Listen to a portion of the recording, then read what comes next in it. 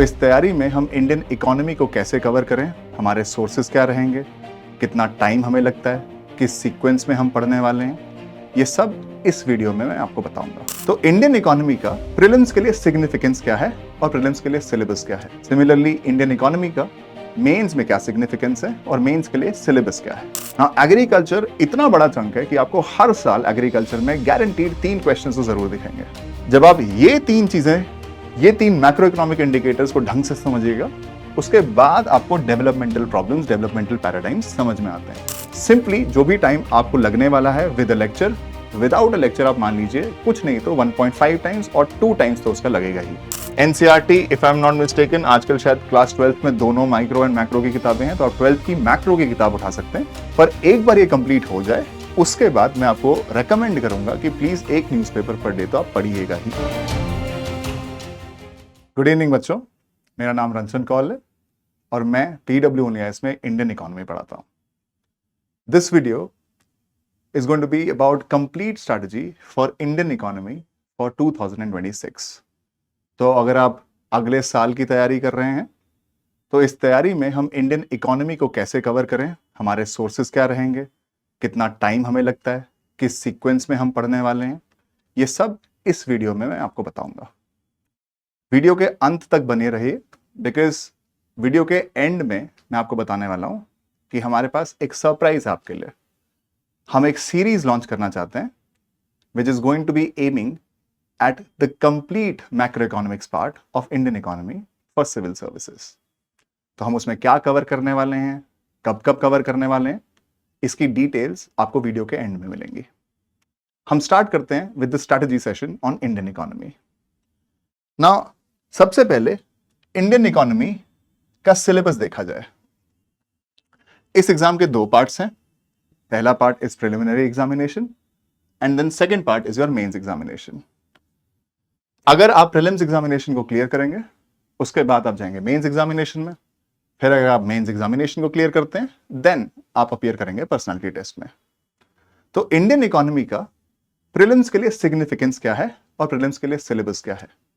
Similarly Indian economy का mains में क्या सिग्निफिकेंस है और मेंस के लिए सिलेबस क्या है। प्रीलिम्स में टोटल सवाल आते हैं GS1 में अराउंड 100। इन 100 सवालों में से समवेयर बिटवीन 16 to 20 क्वेश्चंस ये रिलेट करते हैं इंडियन इकोनॉमी की ओर। और अगर आप जनरल स्टडीज 3 देखेंगे मेंस का पार्ट, GS3 में ऑन एन एवरेज 8 क्वेश्चंस आपको जरूर दिखेंगे इंडियन इकोनॉमी के। तो प्रीलिम्स में सिलेबस क्या है इंडियन इकोनॉमी का। जब आप प्रीलिम्स का सिलेबस देखिएगा आपको दिखेगा इकोनॉमिक एंड सोशल डेवलपमेंट, जिसमें इंक्लूडेड है sustainable development, poverty, inclusion, demographics, social sector initiatives. But सबसे इंपॉर्टेंट वर्ड जो है वो है ये एटसेट्रा। अगर आप प्रीलिम्स का सिलेबस देखिएगा तो आपको कुछ खासा समझ में नहीं आने वाली कि हमें प्रिपेयर क्या करना है। पर वहीं अगर हम मेंस का सिलेबस देखें तो मेंस का सिलेबस काफी ज्यादा डिटेल्ड है। इतना ज्यादा डिटेल्ड है कि अगर आप प्रीवियस ईयर्स क्वेश्चंस उठाएंगे तो आपको हर क्वेश्चन किसी ना किसी टॉपिक से रिलेटेड जरूर दिखेगा। टॉपिक्स हैं क्या? Indian economy issues related to mobilisation of resources, planning, growth, development and employment. Growth के साथ एक और एसोसिएटेड टॉपिक है which is inclusive growth and issues arising out of it. Government budgeting एक आपका टॉपिक हो जाता है। देन सबसे बड़ा चंक है आपका agriculture and allied sectors. Agriculture में क्या क्या कवर करना है आपको, major cropping patterns economic perspective से, irrigation and irrigation systems in India, storage, transportation, marketing of agriculture produce. इसके अलावा technology missions in agriculture, economics of animal rearing, e technology at the aid of farmers. Then you have farm subsidies, issues relating to minimum support prices, public distribution system and food security, food processing industries and issues, land reforms. सबसे बड़ा chunk GS3 में आपका हो जाता है agriculture part. ना agriculture इतना बड़ा चंक है कि आपको हर साल एग्रीकल्चर में गारंटीड 3 क्वेश्चन तो जरूर दिखेंगे। मेंस की बात कर रहे हैं। इसके अलावा आपके पास आ जाता है इंफ्रास्ट्रक्चर एंड इन्वेस्टमेंट मॉडल्स। जब आप मेंस का सिलेबस देखिएगा और अगर आप प्रीलिम्स का भी सिलेबस देखिएगा, पहली चीज जो आप नोटिस करते हैं कि प्रीलिम्स का सिलेबस काफी ओपन एंडेड है। ये हमें समझ में आ जाती है कि हाँ जरूर ये इंडियन इकोनॉमी का पार्ट तो जरूर है, हमें जानना है इंडियन इकोनॉमी के बारे में, पर क्योंकि सिलेबस काफी ज्यादा ओपन एंडेड है, जिसके एंड में कोई एटसेट्रा लगा दे तो ऑटोमेटिकली सिलेबस ओपन एंडेड हो जाता है। तो हम क्या पढ़ें? मेंस का सिलेबस तो चलो काफी हद तक क्लियर है, तो हमें इसकी तैयारी करनी कैसे है, शुरुआत कहां से करनी है, कितना टाइम इन्वेस्ट करना है, किन किन रिसोर्सेज पे जाया जाए, सीक्वेंस क्या होगा प्रिपरेशन का, यह हमको जानना है।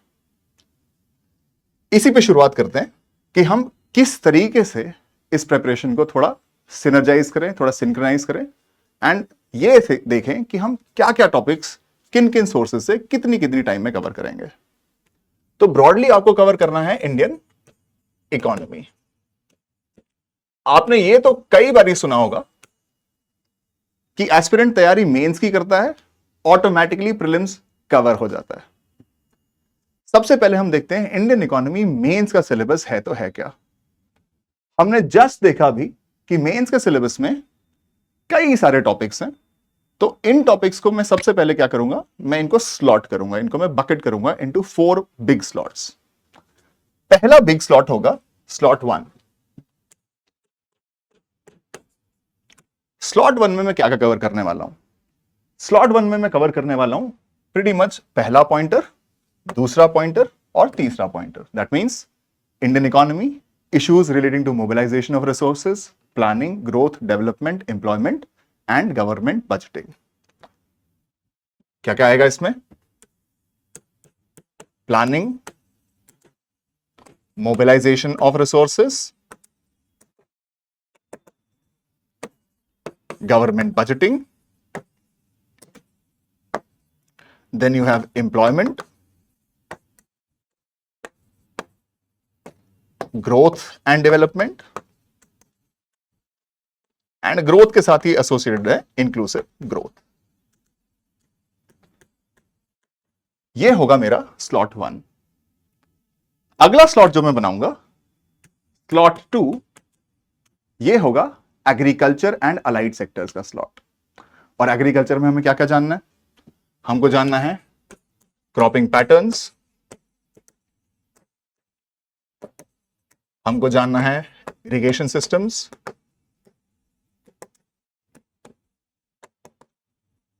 हमको जानना है storage, transportation and distribution of farm produce, हमको जानना है एमएसपी, हमको जानना है economics of animal rearing, technology missions and e technology at the aid of farmers, हमें यह भी जानना होगा। इसके अलावा एक अलाइड टॉपिक है which is land reforms and food processing industry. सबसे ज्यादा डिटेल्ड सिलेबस आपको मिलेगा एग्रीकल्चर का विच इज स्लॉट 2। स्लॉट 2 के बाद हम आ जाएंगे स्लॉट 3 पे,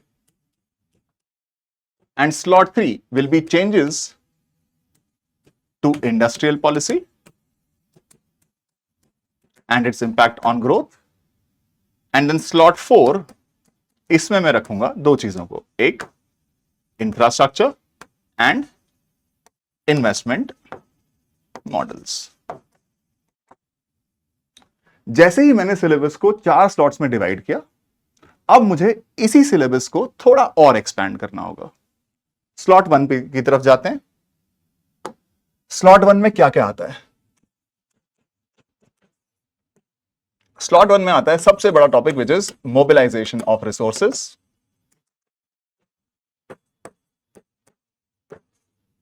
budgeting, planning and LPG reforms. इसके अलावा आ जाता है growth and development, allied topic ही है इंक्लूसिव ग्रोथ, साथ ही साथ एम्प्लॉयमेंट। क्या हमें इन टॉपिक्स को सेपरेटली पढ़ना होता है? इन टॉपिक्स को अब आपको समझना होगा कि हम पढ़ें तो किस सीक्वेंस में पढ़ें और किस तरीके से पढ़ें।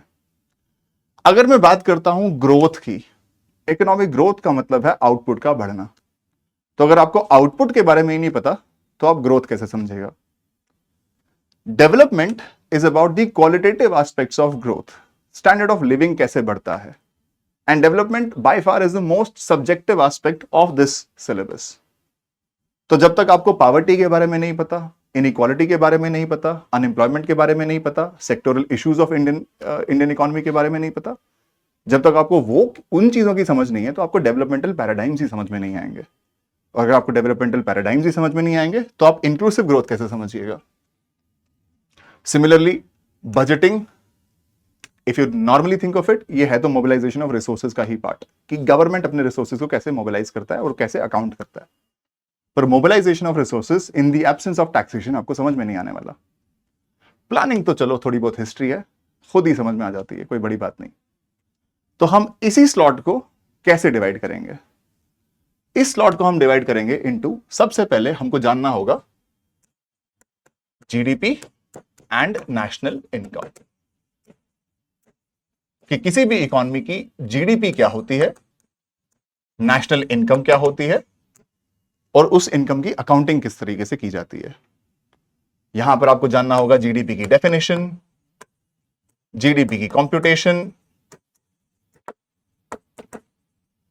जीडीपी और नेशनल इनकम का आपस में डिफरेंस क्या है, एंड नेशनल इनकम की कैसे कंप्यूटेशन करी जाती है। इसी तरीके से आपको जानना पड़ेगा जीडीपी के टाइप्स क्या हैं, रियल जीडीपी क्या होता है, नॉमिनल जीडीपी क्या होता है। जब आपको वो पता चलेगा तो आप जान पाओगे कि इकोनॉमिक ग्रोथ असल में चीज क्या होती है। जब आपको इकोनॉमिक ग्रोथ समझ में आती है, उसके बाद हम एक और एस्पेक्ट को डिस्कस करते हैं, which is limitations of GDP as a concept. जब आप ये चैप्टर पढ़ लेते हैं तब आपको समझ में आती है कि ग्रोथ क्या होती है। जैसे ही आपको ग्रोथ के बारे में हल्का सा अंदाजा हुआ, नेक्स्ट चीज आप पढ़ेंगे कि ग्रोथ वर्सेस डेवलपमेंट। ग्रोथ का मतलब क्या है और डेवलपमेंट का मतलब क्या होता है, इसको सरफेस लेवल पे अंडरस्टैंड करिएगा। जैसे ही आप इसको सरफेस लेवल पे अंडरस्टैंड करते हैं, ग्रोथ तो प्रीटी मच आपको यहां से क्लियर हो जाएगा। डेवलपमेंट जो कि ज्यादा इंपॉर्टेंट एस्पेक्ट है, थोड़ा ज्यादा सब्जेक्टिव एस्पेक्ट भी है, यहां पर आपको थोड़ी ज्यादा मेहनत करनी पड़ती है। अब डेवलपमेंट को समझने के लिए सबसे पहले आपको 3 मैक्रो इकोनॉमिक इंडिकेटर्स के बारे में बहुत अच्छे से पता होना चाहिए। कौन कौन से indicators? Poverty, inequality and unemployment. जब आप ये 3 चीजें, ये 3 मैक्रो इकोनॉमिक इंडिकेटर्स को ढंग से समझिएगा, उसके बाद आपको डेवलपमेंटल प्रॉब्लम्स, डेवलपमेंटल पैराडाइम्स समझ में आते हैं। फॉर इंस्टेंस, जब आप पॉवर्टी को समझिएगा तब there are 3 approaches to poverty आपको समझ में आएंगी। इनकम अप्रोच टू पॉवर्टी क्या है, कैपेबिलिटीज अप्रोच टू पॉवर्टी क्या है, and social exclusion approach to poverty है क्या। अगर आपको social exclusion approach to poverty समझ में आती है तो आप डेवलपमेंट को बहुत ही आराम से समझ पाएंगे, और अगर आपको डेवलपमेंट बहुत ही आराम से समझ पाएंगे तभी आपको तुरंत इंक्लूसिव ग्रोथ भी समझ में आ जाता है। तो आपको और क्या चीजें पढ़नी रहेंगी? Growth and development. Growth and development को समझने के लिए आपको ये 3 मैक्रो इकोनॉमिक इंडिकेटर्स को बहुत ढंग से पढ़ना रहेगा। इसी के बाद आपको ऑटोमेटिकली इंक्लूसिव ग्रोथ समझ में आता है और डेवलपमेंटल पैराडाइम समझ में आता है। अब बची बात mobilisation of resources and budgeting की। तो इसमें हमें क्या पढ़ना होता है? Mobilisation of resources and budgeting basically आपको पढ़ना रहेगा पब्लिक फाइनेंस मैनेजमेंट। इसमें आप 2 चीजें पढ़िएगा, बजटिंग एंड टैक्सेशन। बजटिंग में आपको जानना रहेगा कंपोनेंट्स ऑफ बजट क्या होते हैं, डेफिसिट का मीनिंग क्या होता है, और डेफिसिट को फाइनेंस कैसे किया जाता है। सिमिलरली टैक्सेशन में आप पढ़िएगा सबसे पहले तो टैक्सेशन का रोल क्या है, टैक्स क्यों किया जाता है, टैक्सेशन के टाइप्स क्या हैं। आपको डायरेक्ट एंड इनडायरेक्ट टैक्सेस के बारे में काफी ढंग से नॉलेज होनी चाहिए। जब आप ये 2 चीजें समझ जाते हैं, ऑटोमेटिकली आपका पब्लिक फाइनेंस मैनेजमेंट कवर हो जाता है। और जैसे ही आपका पब्लिक फाइनेंस मैनेजमेंट कवर हो जाता है, then you are in a very very good position to understand planning. इसके बाद एक एस्पेक्ट आपका और रहेगा इस पूरे के पूरे स्लॉट में, विच इज अबाउट प्लानिंग। अब आप प्लानिंग में क्या क्या पढ़िएगा? प्लानिंग में आपको पढ़ना पड़ेगा सबसे पहले तो definition of planning and types of plans, then planned economies और कमांड एंड कंट्रोल इकोनॉमीज का मीनिंग क्या होता है, और इंडिया का प्लान्ड इकोनॉमिक एक्सपीरियंस कैसा रहा। That means from the first 5-year plan to the 12th 5-year plan, you will have to understand the evolution of plans in India. ये एक ऐसा एस्पेक्ट है जो नॉर्मली एस्पिरेंट्स इग्नोर करते हैं। मैं हमेशा सजेस्ट करता हूं कि ये बहुत ही इंपॉर्टेंट पार्ट है, क्योंकि ये इकोनॉमिक हिस्ट्री ऑफ इंडिया आपको बताता है। ये आपको ये समझाएगा कि हमारी इकोनॉमी की जो करंट स्ट्रक्चर है, करंट शेप है, इनके प्रमुख कारण क्या हैं। तो क्या आपको सारे के सारे प्लान्स को डिटेल में पढ़ना रहेगा? नहीं। हर प्लान के कुछ मेजर फोकस एरियाज होंगे, आपको ये जानने रहेंगे, एंड जो प्लान फेल हुए तो फेल हुए क्यों, उनके प्रमुख रीजन क्या थे, आपको ये जानना रहेगा। इसी प्लानिंग में आप पढ़ेंगे एलपीजी रिफॉर्म्स, 1991 के एलपीजी रिफॉर्म्स, इनके कॉजेज क्या हैं, एंड एलपीजी रिफॉर्म्स का इंपैक्ट क्या रहा on the Indian economy, specially growth के पर्सपेक्टिव से। ये सारे आपके बन जाएंगे कई सारे सब टॉपिक्स जो आपका स्लॉट 1 कवर करता है। आप दोबारा देख लीजिए, GDP, national income accounting, definition of GDP, types of GDP, compute कैसे करी जाती है जीडीपी, इकोनॉमिक ग्रोथ का मतलब क्या होता है, नेशनल इनकम का मीनिंग क्या है, नेशनल इनकम और जीडीपी में फर्क क्या है, नेशनल इनकम को कैसे कंप्यूट किया जाता है, लिमिटेशंस क्या है जीडीपी के एज एन इंडिकेटर। इसके बाद आप समझिएगा, सबसे पहले आप स्टार्ट करिएगा poverty, then inequality, then unemployment. जब आपको ये 3 मैक्रो इकोनॉमिक इंडिकेटर समझ में आ जाते हैं, उसके बाद आप मूव करते हैं डेवलपमेंटल पैराडाइम्स की ओर, कि डेवलपमेंटल पैराडाइम्स और उनका एवोल्यूशन क्या रहा। जैसे कंटेम्प्रेरी टाइम्स में मल्टी डायमेंशनल पॉवर्टी नाम की क्या चीज है, इंक्लूसिव ग्रोथ नाम की क्या चीज है, ये होती क्या है, ये आपको बिल्कुल समझ में नहीं आएगी जब तक आप ये 3 पैराडाइम्स नहीं समझते। रही बात मोबिलाइजेशन ऑफ रिसोर्सेज की, सबसे पहली इंपॉर्टेंट चीज जो आपको यहां पर पढ़नी रहेगी, which will be public finance management, budgeting पढ़नी होगी, टैक्सेशन पढ़नी होगी, और काफी डेप्थ में पढ़नी होगी। जैसे ही आपने पब्लिक फाइनेंस मैनेजमेंट कवर कर लिया, देन आप आ सकते हैं प्लानिंग के ऊपर। प्लानिंग में आपको definition of planning, types of plans, then brief evolution of plans in India, हर प्लान का मेजर फोकस एरिया क्या रहा, हर प्लान के time politics of the nation क्या रही, और साथ ही साथ हर प्लान जो भी फेल हुआ वो फेल क्यों हुआ। 1991 में क्या रीजन थे कि हमें लिबरलाइज करना पड़ा, लिबरलाइजेशन का मीनिंग क्या है, ये स्ट्रक्चरल एडजस्टमेंट प्रोग्राम नाम की चीज क्या होती है, ये आपको ढंग से समझना रहेगा। एंड लिबरलाइजेशन के बाद इंडियन इकोनॉमी की ग्रोथ किस तरीके की रही, और उसका लिबरलाइजेशन, प्राइवेटाइजेशन एंड ग्लोबलाइजेशन से क्या लिंक है, ये आपको समझना रहेगा। This is your slot 1। ये आपको टॉपिक्स पढ़ने हैं।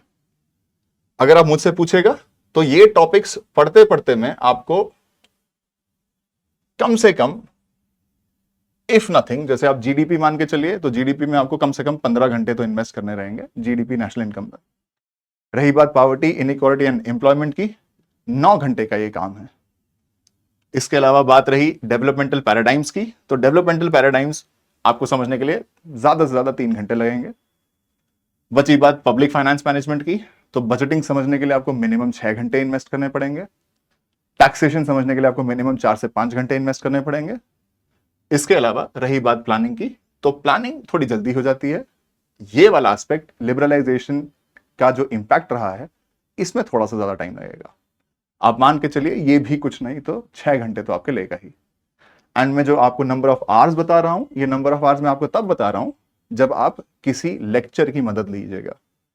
अगर आप यही चीज खुद से करना चाहते हैं, आप कर सकते हैं, ऐसा कुछ नहीं है जो आप खुद से प्रिपेयर नहीं कर सकते। अगर आप रीजनेबली स्मार्ट हैं तो सिंपली जो भी टाइम आपको लगने वाला है with a lecture, without a lecture आप मान लीजिए कुछ नहीं तो 1.5 टाइम्स और 2 टाइम्स तो उसका लगेगा ही। बिकॉज आपको सोर्सेस छांटने में, सोर्सेज को पढ़ने में, उनको समझने में, जो आपकी तकलीफ होगी उनको सॉल्व करने में एक्स्ट्रा टाइम लगेगा ही विदाउट हेल्प। तो जो भी आज मैंने आपको बताया, अगर आप लिख रहे हैं तो उसका डबल कर दीजिएगा जब आप खुद से तैयारी कर रहे होंगे। मैं आपको ये नहीं कह रहा कि आप खुद से तैयार नहीं कर सकते, ये बहुत ही आसान की चीज है, आराम से कर सकते हैं, जस्ट टाइम ज्यादा लगेगा। नाउ रही बात स्लॉट 2 की। स्लॉट 2 सबसे आसान स्लॉट है। Slot 2 is one of the most important slots also, which is essentially speaking agriculture and allied sectors. मैं आपको समझा दूं कि एग्रीकल्चर एंड अलाइड सेक्टर्स में आपको क्या क्या पढ़ना है। आपको स्टार्ट करना होगा ग्रीन रेवोल्यूशन से। आपको यह देखना होगा कि ग्रीन रेवोल्यूशन की नीड क्या थी, क्यों ग्रीन रेवोल्यूशन आया, ग्रीन रेवोल्यूशन की एक्सप्लेनेशन की, ग्रीन रेवोल्यूशन का मीनिंग क्या होता है, ये हाई यील्डिंग वैरायटीज प्रोग्राम क्या था, सीड फर्टिलाइजर टेक्नोलॉजी प्रोग्राम क्या था, राइट। तो ग्रीन रेवोल्यूशन समझना है। एंड देन ग्रीन रेवोल्यूशन का इंपैक्ट, बोथ पॉजिटिव इंपैक्ट और नेगेटिव इंपैक्ट। जहां आपने ग्रीन रेवोल्यूशन खत्म कर दिया तो आपको मेजरली इंडिया के क्रॉपिंग पैटर्न्स का जो पैटर्न आपको दिखेगा वो आपको क्लियरली समझ में आने लगेगा। जहां आपका ग्रीन रेवोल्यूशन खत्म हुआ उसके बाद आप स्टार्ट करिएगा जो सबसे इंपॉर्टेंट पार्ट है, which is agricultural marketing. Agriculture marketing को आपने दो पार्ट्स में डिवाइड करना है। आपने इसको डिवाइड करना है इनपुट की तरफ एंड आउटपुट की तरफ। इनपुट मार्केटिंग में आपको सिर्फ और सिर्फ एक चीज पढ़नी है, which is farm subsidies. Farm subsidies जो सेंट्रल गवर्नमेंट देती है, फार्म सब्सिडीज जो स्टेट गवर्नमेंट देती है। सेंट्रल गवर्नमेंट की मेजर फार्म सब्सिडी होगी फर्टिलाइजर सब्सिडी। तो आपको फर्टिलाइजर सब्सिडी में यूरिया, डैप, मॉप, क्या सब्सिडी रेजीम्स हैं, जरूरत क्या है, इनकी प्रॉब्लम्स क्या है, आपको यहां समझना पड़ेगा। स्टेट गवर्नमेंट में जो मेजर सब्सिडी है वो पावर सब्सिडी। तो एटलीस्ट आपको कुछ नहीं तो फर्टिलाइजर एंड पावर सब्सिडीज के बारे में थोड़ा ढंग से जानना रहेगा। जब आपने इनपुट सपोर्ट कवर कर लिया, इसके बाद आप आ जाएंगे आउटपुट सपोर्ट पे। यहां आपको दो चीजें पढ़नी पड़ेंगी। एक आपको पढ़नी पड़ेगी प्राइस सपोर्ट। प्राइस सपोर्ट का मीनिंग क्या होता है, प्राइस सपोर्ट के मैकेनिज्म्स क्या हैं, यहीं पर आप जानेंगे एमएसपी क्या चीज है। तो MSP is a type of price support mechanism. MSP का मतलब क्या होता है, एमएसपी कैसे कंप्यूट करी जाती है, एमएसपी के अराउंड अभी के इश्यूज क्या हैं, ये आपको ढंग से समझने रहेंगे। जहां आप प्राइस सपोर्ट खत्म करते हैं, इसके बाद आ जाएंगे आप मार्केट सपोर्ट में। और मार्केट सपोर्ट में आपको क्या पढ़ना रहेगा, मार्केट सपोर्ट में आपको पढ़ना रहेगा essentially speaking agriculture produce marketing legislations. अगर आप ये चीज कवर कर लें तो एग्रीकल्चर की 80% प्रॉब्लम्स आपको ऑटोमेटिकली समझ में आ जाएंगी। जहां आपका ये पोर्शन कवर हो जाता है, नेक्स्ट चीज जो आप पढ़ेंगे वो आप पढ़ेंगे फूड सिक्योरिटी।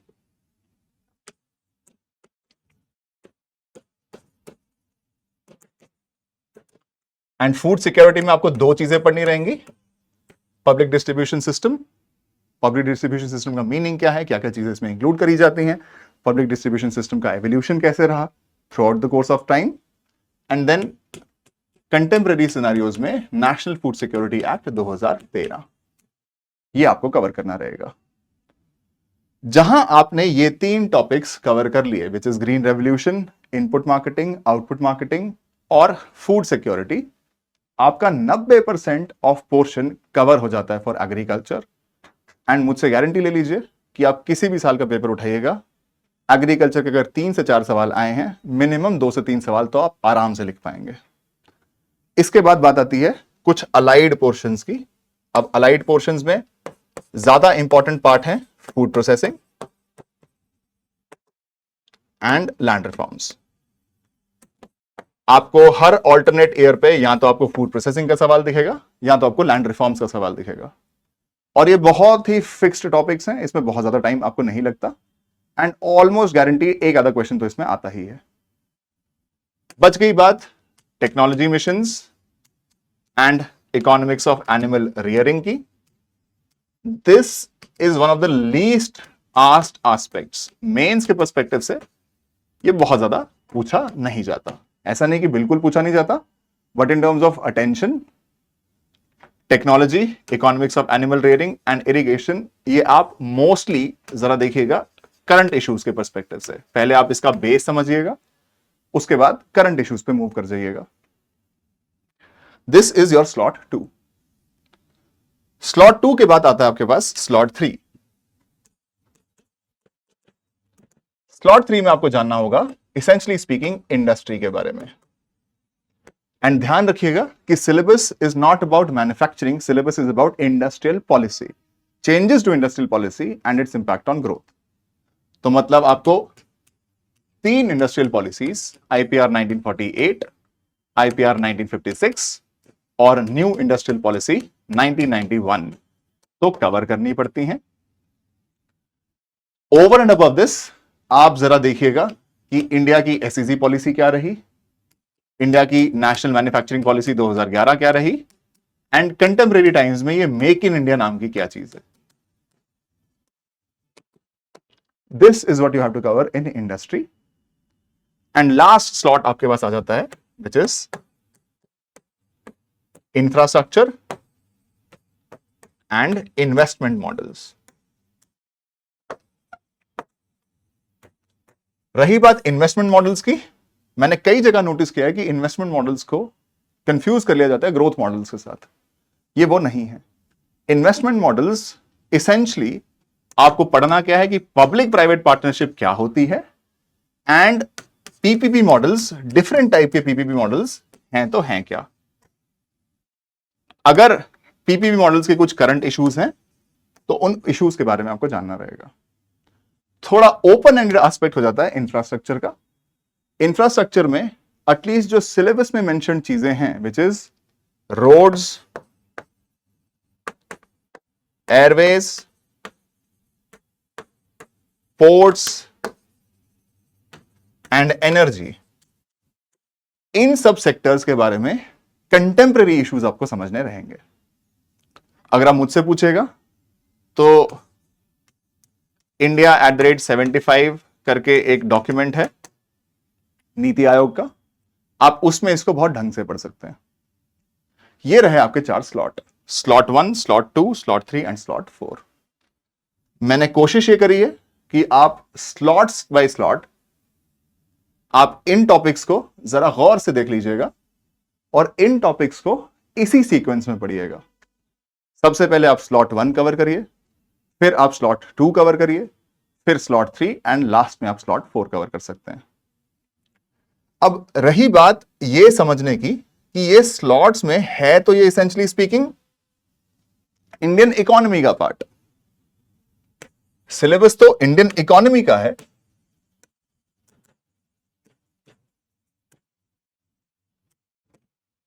इंडियन इकोनॉमी के इन टॉपिक्स को जानने के लिए आप सीधा इन पे जंप नहीं कर सकते। आपको इंडियन इकोनॉमी और इसके इश्यूज समझने के लिए सबसे पहले कुछ बेसिक्स पढ़ने रहते हैं विच इज मैक्रो इकोनॉमिक्स और कुछ पार्ट माइक्रो इकोनॉमिक्स का। Macro and micro economics fundamental concepts हैं। जब आप ये फंडामेंटल कॉन्सेप्ट्स को थोड़ा ढंग से समझते हैं उसके बाद आप मूव कर सकते हैं इंडियन इकोनॉमी की ओर। जैसे अगर मैं आपको उर्दू में लिखी हुई कोई पोएम दिखा दूं, तो अगर आपको मैं उर्दू में लिखी हुई कोई पोएम दिखा दूं तो आप शायद पढ़ ही ना पाए क्योंकि आप उर्दू ही नहीं जानते। यह भी हो सकता है कि मैं आपको इंग्लिश में लिखी हुई कोई पोएम दिखा दूं, आपको इंग्लिश की स्क्रिप्ट पढ़ना आती है पर वर्ड्स का मीनिंग नहीं पता। तो आप पढ़ तो पाएंगे कि पोएम में लिखा क्या है, पर वो मीन क्या करती है वो आपको समझ में नहीं आएगी। इसीलिए before moving on to your slot 1, slot 2, slot 3 and slot 4 एक बेसिक ग्राउंडवर्क आपको प्रिपेयर करना पड़ता है। कुछ पार्ट्स माइक्रो इकोनॉमिक्स के थोड़े बहुत इंपॉर्टेंट है and then macroeconomics. Majorly जो सबसे ज्यादा इंपॉर्टेंट पार्ट है विच इज मैक्रो इकोनॉमिक्स। पहले मैं आपको बता दूं माइक्रो में आपको क्या पढ़ना है। माइक्रो इकोनॉमिक्स में आप सिंपली आ जाइए, डिमांड एंड सप्लाई समझ जाइए, थोड़ा बहुत इलास्टिसिटी समझ जाइए, दिस इज गुड इनफ। बस डिमांड एंड सप्लाई, इलास्टिसिटी, जब आप ये समझिएगा इतना बहुत है। माइक्रो इकोनॉमी के बाद सीधे आप मूव कर जाते हैं मैक्रो इकोनॉमिक्स में। अब मैक्रो इकोनॉमिक्स आप पढ़ें तो पढ़े कहां से? मेरी नजर में मैक्रो इकोनॉमिक्स की एनसीईआरटी से बेहतर कोई भी किताब नहीं है। NCERT if I am not mistaken आजकल शायद क्लास 12th में दोनों माइक्रो एंड मैक्रो की किताबें हैं, तो आप 12th की मैक्रो की किताब उठा सकते हैं। इसमें प्रेफर करिएगा कि अगर आपको ओल्ड एनसीईआरटी मिल जाती, नहीं भी मिल जाती, कोई फर्क नहीं पड़ता। मैक्रो इकोनॉमिक्स आप सिंपली एनसीईआरटी से पिक कर सकते हैं। आपको चैप्टर्स कौन कौन से पढ़ने पड़ेंगे? नेशनल इनकम अकाउंटिंग, दूसरा मनी एंड बैंकिंग, इसके अलावा आपको पढ़ना पड़ेगा गवर्नमेंट का बजटिंग, एंड आपको पढ़ना पड़ेगा एक्सटर्नल सेक्टर। ये टॉपिक्स आप सबसे पहले पढ़िएगा। National income accounting, money and banking, जिसमें एक्चुअली फाइनेंशियल मार्केट्स वाला पार्ट नहीं है, सेंट्रल बैंकिंग की बात हुई है, बजटिंग एंड एक्सटर्नल सेक्टर। ये आपका बेस है। इस बेस को थरोली समझने के बावजूद के बिना आप इधर तो मूव ना ही करिएगा। सबसे पहले आप इसे कवर करिए। नेशनल इनकम अकाउंटिंग में आपको थोड़ा बहुत सर्कुलर फ्लो ऑफ इनकम के बारे में बताया जाएगा, जीडीपी के बारे में बताया जाएगा, मेथड्स ऑफ कंप्यूटिंग जीडीपी के बारे में बताया जाएगा, नेशनल इनकम क्या होती है वो बताया जाएगा, एंड थोड़ा बहुत limitations of GDP as an indicator भी आपको बताया जाएगा, टाइप्स ऑफ जीडीपी बताया जाएगा। एनसीईआरटी मैक्रो से अच्छी कोई किताब नहीं मिलेगी। बच गई बात मनी की, तो मनी है क्या चीज, एवोल्यूशन ऑफ मनी थोड़ा बहुत क्या रहा है, बार्टर सिस्टम से मोनेटाइज्ड इकोनॉमीज हम कैसे मूव किए, डिफरेंट टाइप्स ऑफ मनी, फिर ज्यादा important part which is money supply की मनी सप्लाई का मतलब क्या होता है, मनी सप्लाई के क्या क्या इंडिकेटर्स हैं, and monetary policy that means central bank का क्या रोल रहता है मनी सप्लाई को ऊपर नीचे करने के लिए, और वो ऐसा क्यों करता है, प्राइमरली फॉर इन्फ्लेशन टारगेटिंग। इसके बाद अब बच जाएगी बात बजटिंग की, तो एटलीस्ट बजटिंग का मीनिंग क्या है, एंड हम क्लासिफिकेशन कैसे करते हैं अपने बजट डॉक्यूमेंट्स की। कैपिटल हेड क्या होता है, रेवेन्यू हेड क्या होता है, रेवेन्यू रिसीट्स क्या हैं, कैपिटल रिसीट्स क्या हैं, रेवेन्यू एक्सपेंडिचर क्या है, कैपिटल एक्सपेंडिचर क्या है, ये डेफिसिट क्या चीज होती है, ये आपको समझना रहेगा एनसीईआरटी से। जब आपने ये कर लिया, आप बच गई बात एक्सटर्नल सेक्टर की। एक्सटर्नल सेक्टर में आप क्या क्या पढ़िएगा, बैलेंस ऑफ पेमेंट्स क्या होता है, बैलेंस ऑफ पेमेंट्स कैसे मेंटेन किया जाता है, फॉरेक्स रिजर्व्स क्या चीज होती हैं, और एक्सचेंज रेट मैनेजमेंट क्या चीज होती है। ये बेसिक्स हैं। जब तक आपके ये बेसिक्स कवर्ड नहीं है, मेरी सजेशन रहेगी कि कोई भी स्लॉट्स, भले ही वो 1 हो या 2 हो या 3 हो या 4 हो, आप उस तरफ ना ही मूव करें तो बेहतर। अब एनसीईआरटी की मैक्रो इकोनॉमिक्स की किताब को पढ़ने के लिए अगर आप रीजनेबली स्मार्ट बच्चे हो तो बहुत ही हो गया, तो आपको ज्यादा से ज्यादा 10 दिन लगेंगे। बहुत शार्प हो तो 4 दिन में भी आप कवर कर सकते हो। पर कोशिश करिएगा कि जब भी मैं मैक्रो इकोनॉमिक्स की एनसीईआरटी पढ़ूं, मुझे समझ में आ जाए वो चीजें हैं क्या। क्योंकि जब आप प्रीलिम्स का पार्ट देखते हैं, प्रीलिम्स में अगर 16 सवाल आए हैं तो अराउंड 50% 16 सवालों के बेसिक और अप्लाइड क्वेश्चंस होते हैं। और मैं ये गारंटी के साथ कह सकता हूं कि अगर आपकी मैक्रो इकोनॉमिक्स की एनसीईआरटी क्लियर है तो ये 50% सवाल तो आप गलत नहीं ही करेंगे। बाकी 50% सवाल आते हैं आपके करंट अफेयर्स से। तो आप तैयारी कैसे करिएगा? सबसे पहले आप उठाइएगा मैक्रो इकोनॉमिक्स की एनसीईआरटी और इसको थरोली पढ़िएगा, समझ जाइएगा। जैसे ही आप समझे, तुरंत आप आ जाइए इंडियन इकोनॉमी, जो मैंने टॉपिक्स आपको बताए गए हैं, स्लॉट 1, फिर स्लॉट 1 के बाद 2, 2 के बाद 3 एंड 3 के बाद 4। अब यहां आप सोर्सेस क्या रखेंगे? अगर आप मुझसे पूछेगा तो कोई भी टीचर जो आपको पसंद हो, अगर आप उनके नोट्स कहीं से इकट्ठे कर सकते हैं तो सबसे आसान और सबसे बेहतर तरीका नोट्स ही है। क्यों? क्योंकि नोट्स में बहुत सारी चीजें समरी की फॉर्म में आपको एक लिमिटेड कंटेंट मिल जाएगा। जो भी टीचर आपको पसंद हो, जो भी इंस्टीट्यूट आपको पसंद हो, जिसके नोट्स आपको पसंद हो, आप कोई भी नोट्स उठा सकते हैं जो आपको समझ में आते हैं। अगर नोट्स नहीं तो स्टैंडर्ड रेफरेंस बुक्स। अब मैं यहां पर कौन सी रेफरेंस बुक पढ़ी जाए, कौन सी नहीं पढ़ी जाए, ये तो रेकमेंड नहीं कर सकता, पर मैं आपको एक प्रिंसिपल जरूर बता सकता हूं। जो भी रेफरेंस बुक सबसे ज्यादा पॉपुलर हो और मोर इंपॉर्टेंटली सेल्फ एक्सप्लेनेटरी हो, कोई भी एक रेफरेंस बुक आप उठा सकते हैं। नॉर्मली मैं आपको रेकमेंड करूंगा कि सबसे पहले आप प्लीज किसी के नोट्स उठा लीजिए, तो आपको कम से कम एक दायरा समझ में आ जाता है कि कितना पढ़ना है। नोट्स में अगर आपको कोई चीज मिसिंग दिखती है या नोट्स में लिखी हुई कोई चीज आपको समझ में नहीं आती है, देन उन टॉपिक्स के लिए आप रेफरेंस बुक्स को यूज करिए।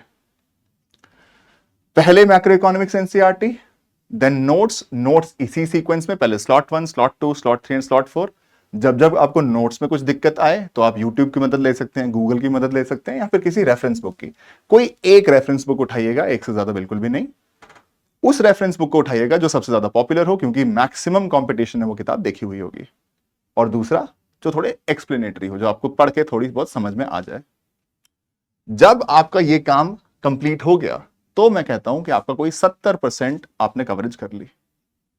बच गई बात रिमेनिंग 30% की। रिमेनिंग 30% क्या होगा? Which will be current affairs. सबसे पहले आप ये बेस बिल्ड करते हैं। जब आपको ये बेस क्लियरली समझ में आती है, उसके बाद हर टॉपिक में slot 1, slot 2, slot 3, slot 4, I hope कि आपने वो लिख रखे हो। हर टॉपिक के अराउंड रेलिवेंट न्यूज क्या है, वो न्यूज पिछले 15 महीनों की, इफ नथिंग कम से कम 12 महीनों की आप न्यूज को जरूर पढ़िएगा। अब करंट अफेयर्स कैसे पढ़ा जाए, अगर आप मुझसे पूछेगा, मैं तो हमेशा रेकमेंड करता हूं कि दिन की एक अखबार तो आप प्लीज पढ़िए। खुद से पढ़िए न्यूज़पेपर, खुद से समझिए कि कौन कौन से टॉपिक्स आए जा रहे हैं, कौन से टॉपिक्स थोड़े ज्यादा फ्रीक्वेंटली कवर हो रहे हैं। जितना ज्यादा आप एक टॉपिक को बार बार न्यूज़पेपर में पढ़िएगा, उतना ज्यादा आपके दिमाग में बात बैठती है। आप चाहें तो न्यूज़पेपर मैगजीन भी उठा सकते हैं, बट नॉर्मली मैं रेकमेंड करता हूं कि एक न्यूज़पेपर हर दिन पढ़िए, क्योंकि एक न्यूज़पेपर में सारी की सारी न्यूज तो नहीं होगी। तो आप मैगजीन को एज ए रेफरेंस यूज कर सकते हैं कि मंथ के एंड में जब भी मैगजीन आती है, तो जो टॉपिक्स आपके न्यूज़पेपर से छूट गए, उनको आप कम से कम मैगजीन से कवर कर लीजिए। न्यूज़पेपर को आप पढ़िएगा, बट बहुत सिलेक्टिवली पढ़िएगा, अपना सिलेबस को ध्यान में रखते हुए। सिलेबस की कॉपी हमेशा अपने साथ में रखिएगा और देखिएगा कि हर टॉपिक के रेलेवेंट अगर कोई न्यूज आई है तो उस न्यूज को मैं फॉलो करूं। क्योंकि करंट अफेयर्स अगर आपने कवर किए तो कई सारे सवाल प्रीलिम्स के प्रिडिक्टेबल हो जाते हैं, कि आपको पता चल जाता है कि कौन कौन से इश्यूज न्यूज में रहे हैं, तो कौन कौन से हॉटस्पॉट्स हैं जहां आपको ज्यादा कॉन्सेंट्रेट करना होगा। सिमिलरली मेंस के कई सवाल काफी प्रिडिक्टेबल हो जाते हैं अगर आपने करंट अफेयर्स को थोड़ा डिलीजेंटली फॉलो किया होगा। तो पहले तो बेस बनाइएगा इसी सीक्वेंस में, मैक्रो इकोनॉमिक्स, देन दिस, उसके बाद करंट अफेयर्स को फॉलो कीजिएगा। क्या आप करंट अफेयर्स साथ साथ में पढ़ें? आप आराम से करंट अफेयर्स फॉलो कर सकते हैं आफ्टर कंप्लीटिंग दिस पार्ट, क्योंकि इकोनॉमिक्स थोड़ा टेक्निकल सब्जेक्ट है। तो आप डे 1 से अगर आप न्यूज़पेपर उठा लेंगे तो आपको हो सकता है समझ में ना आए। घबराइएगा मत। जब आपको बेसिक मैक्रो इकोनॉमिक्स समझ में आ गई, जब आपने इंडियन इकोनॉमी को किसी के नोट से या फिर स्टैंडर्ड रेफरेंस बुक से खुद से प्रिपेयर कर लिया, उसके बाद करंट अफेयर्स आपके लिए थोड़ा मक्खन हो जाएगा। करंट अफेयर्स उसके बाद फॉलो करना कोई ज्यादा बड़ी प्रॉब्लम होगी नहीं। तो आप बोलिएगा कि अरे 2-3 महीने 4 महीने तो सर इसी में लग गए, तो करंट अफेयर्स पुराने का मैं क्या करूं?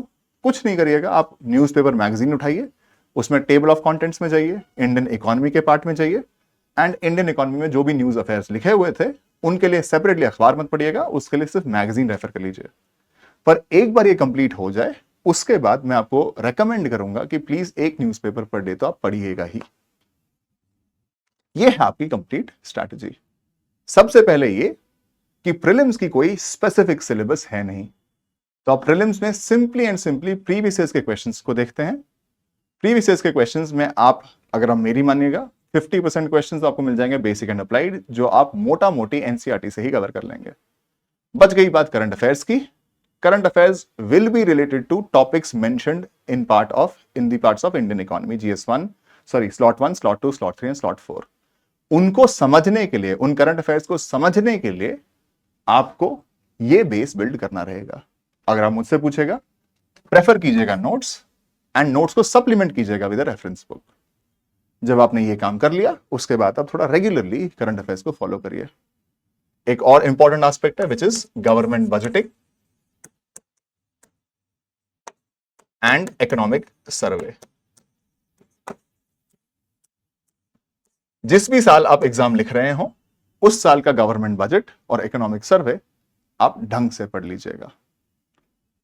ये रहे आपके सोर्सेस, ये रहे आपकी स्ट्रैटेजी और correct sequence. And mind you, sequence को बहुत ध्यान में रखिएगा, किसी भी टॉपिक को रैंडमली स्टार्ट मत करिए, इसी सीक्वेंस में स्टार्ट करिए। ये आप खुद से बहुत आराम से पढ़ सकते हैं, पर अगर आप खुद से पढ़ेंगे, the only down side is, क्योंकि हो सकता है कि आपका कोई प्रीवियस एक्सपीरियंस ना रहा हो, अगर आपका कुछ प्रीवियस एक्सपीरियंस नहीं है with economics as a subject, तो आपको थोड़ा ज्यादा टाइम लगेगा। और खुद से पढ़ने का एक और डाउन साइड ये है कि you will then get confuse between कई सारे सोर्सेस। आप सब कुछ पढ़ने की कोशिश करेंगे। आप दिमाग में रखिएगा कि इकोनॉमी इकलौता सब्जेक्ट नहीं है आपके सिलेबस का। आपको पॉलिटी भी पढ़नी है, हिस्ट्री भी पढ़नी है, साइंस एंड टेक पढ़नी है, एनवायरमेंट बायोडाइवर्सिटी पढ़नी है, ज्योग्राफी पढ़नी है, आपको कई और सब्जेक्ट्स पढ़ने हैं। तो आपका टाइम सारा का सारा एक ही सब्जेक्ट में नहीं जा सकता। इसीलिए मैं आपसे कह रहा था कि आप नोट्स को फॉलो कीजिएगा, क्योंकि नोट्स में आपको एक दायरा मिल जाता है कि आपको क्या क्या पढ़ना है। With this said, strategy session तो खत्म, अब बात रही सरप्राइज की।